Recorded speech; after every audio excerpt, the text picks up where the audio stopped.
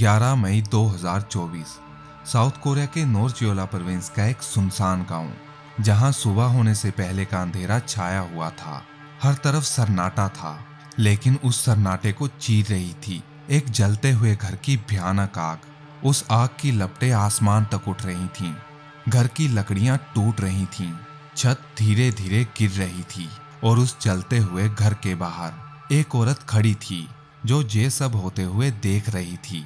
ना वो चीखी, ना मदद के लिए भागी और ना ही उसने फायर डिपार्टमेंट को फोन किया। वो सिर्फ देखती रही जब तक अंदर जल रहा आदमी जिंदा से लाश नहीं बन गया।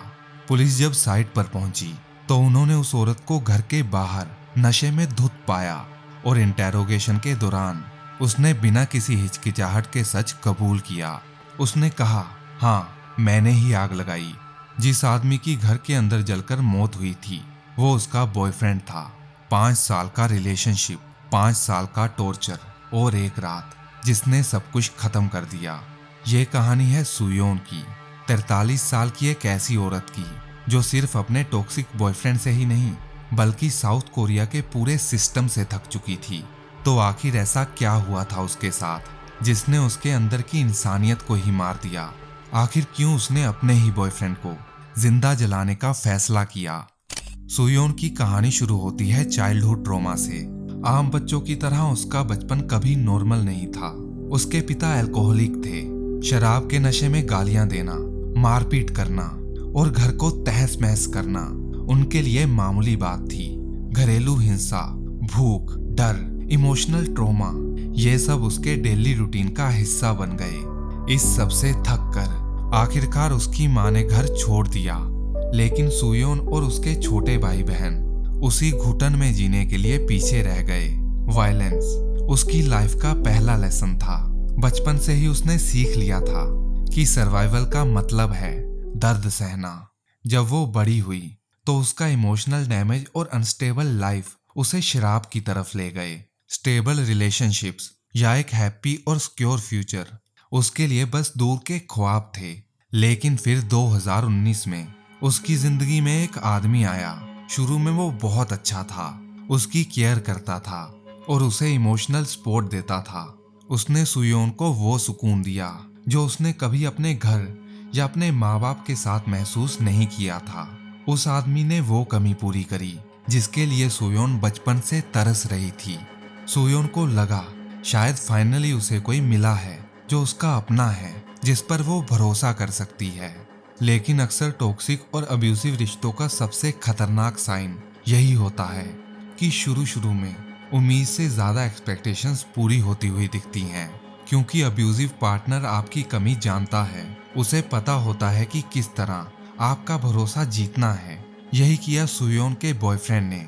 शुरू में जो प्यार और सुकून था वो धीरे धीरे घुटन में बदलने लगा। उसका बॉयफ्रेंड अब वो इंसान नहीं था जिसे उसने प्यार किया था। उसने सुयोन के कपड़ों पर कंट्रोल करना शुरू किया। उसने कहा, दूसरों से बात मत करो, घर से बाहर मत जाओ, सिर्फ मेरी सुनो। और फिर यही इमोशनल कंट्रोल फिजिकल वायलेंस में बदल गया। पहले थप्पड़, फिर घूंसे, फिर लाते, फिर चोकिंग।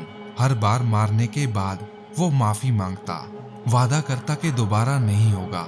लेकिन हर माफी के बाद वायलेंस और ज्यादा खतरनाक होता गया। एक वक्त ऐसा आया जब वो वेपन्स तक यूज करने लगा। सुयोन ने भागने की कोशिश की।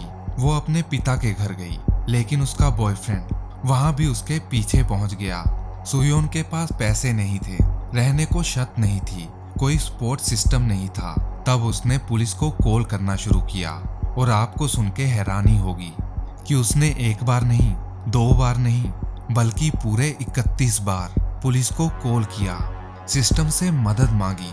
लेकिन ऑलमोस्ट हर बार पुलिस ने इसे बस एक कपल फाइट कहकर डिसमिस कर दिया। कभी वार्निंग देकर चले गए तो कभी विक्टिम को ही ब्लेम कर दिया। लेकिन जब पुलिस चली जाती तो वायलेंस पहले से भी ज्यादा ब्रूटल होता। सुयोन का बॉयफ्रेंड उसे और ज्यादा मारता ताकि उसकी हिम्मत पूरी तरह टूट जाए और अगली बार वो मदद मांगने के बारे में सोच भी ना सके। 2022 में सिचुएशन बद से बदतर हो गई। एक वायलेंट असोल्ट के दौरान उसके बॉयफ्रेंड ने उसके चेहरे पर इतनी तेजी से घूंसे मारे कि सुयोन की ऑर्बिटल बोन फ्रैक्चर हो गई। उसका आई सॉकेट कोलैप्स कर गया। उसका पूरा चेहरा इतना सूज गया था कि डॉक्टर्स को डर था कि या तो उसकी आंखों की रोशनी चली जाएगी या वो मर भी सकती है। इन्वेस्टिगेशन के दौरान मिले हॉस्पिटल रिकॉर्ड्स में डेथ पॉसिबिलिटी मेंशन थी। सोचिए, एक औरत जिसके ऊपर इतना टॉर्चर होता है कि वो मरते मरते बचती है, उसके अब्यूसर को सिस्टम सिर्फ 6 महीने की सजा सुनाता है। सिर्फ 6 महीने। इससे ज्यादा समय तो सुयोन के फ्रैक्चर को ठीक होने में लगता।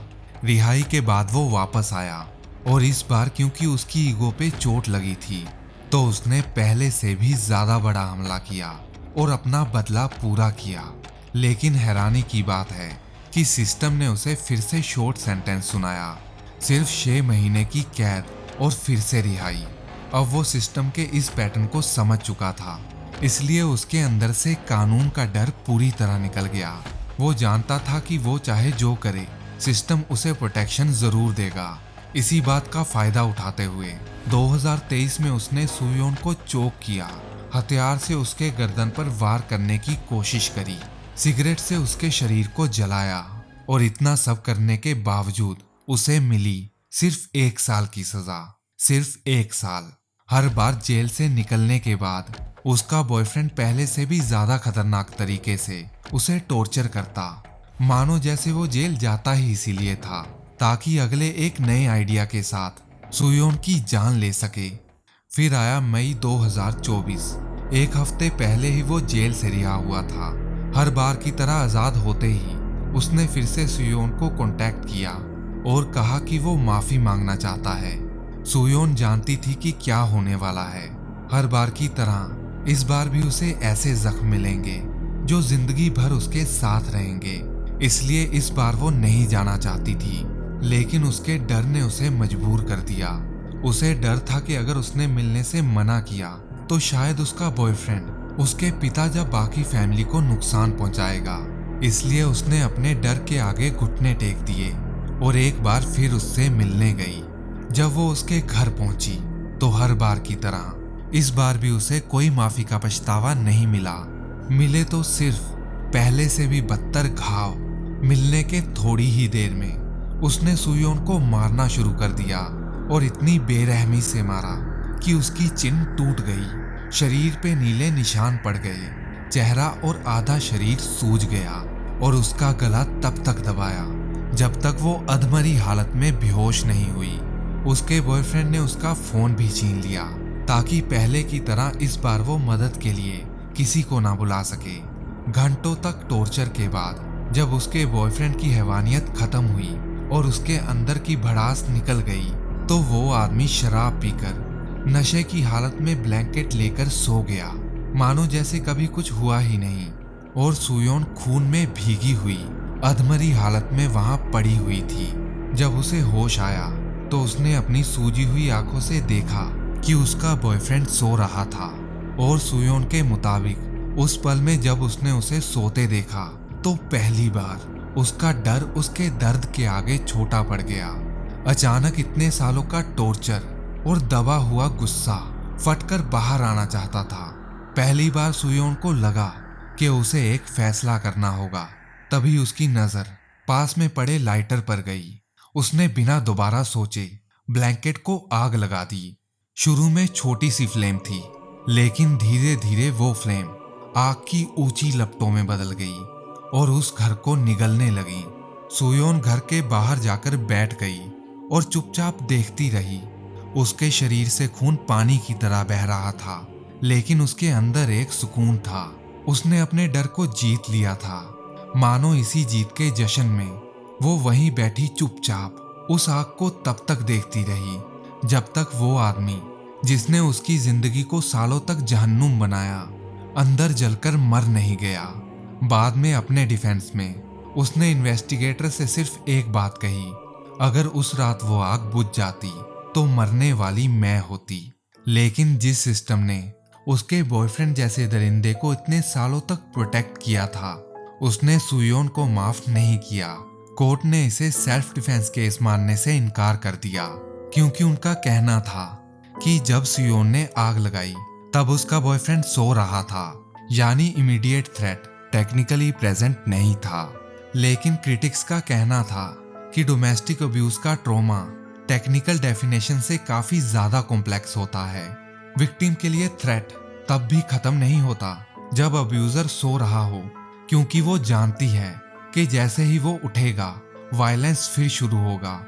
इनिशियली सुयोन को 12 साल की सेंटेंस मिली, जो अपील के बाद कम होकर 10 साल हुई, लेकिन उसे आजादी कभी नहीं मिली। आज भी सुयोन जेल में है, खुद को बचाने और अपने डर को जीतने की सजा भुगत रही है। इस केस ने पूरे साउथ कोरिया में आउटरेज क्रिएट किया। वुमेन्स एडवोकेसी ग्रुप्स ने सवाल उठाए। एक औरत जिसने 31 बार मदद मांगी, जिसे पुलिस प्रोटेक्ट नहीं कर सकी, जिसे कोर्ट ने जस्टिस नहीं दिया, क्या उसे ही पूरा क्रिमिनल माना जा सकता है? क्योंकि असली जिम्मेदार तो वो सिस्टम भी है जिसने उसे ये कदम उठाने पर मजबूर किया। सुयोन ने जो किया वो कानूनी तौर पर गलत था, लेकिन उसकी कहानी एक डिस्टर्बिंग हकीकत बयान करती है। कभी कभी जुर्म इसलिए नहीं होते कि विक्टिम को बदला या खुशी मिलेगी। कभी कभी विक्टिम जुर्म इसलिए करता है क्योंकि सर्वाइवल का और कोई रास्ता नहीं होता। इस केस का सबसे बड़ा सवाल आज भी यही है कि जब किसी विक्टिम को 31 बार इग्नोर कर दिया जाए तो असली क्रिमिनल कौन है?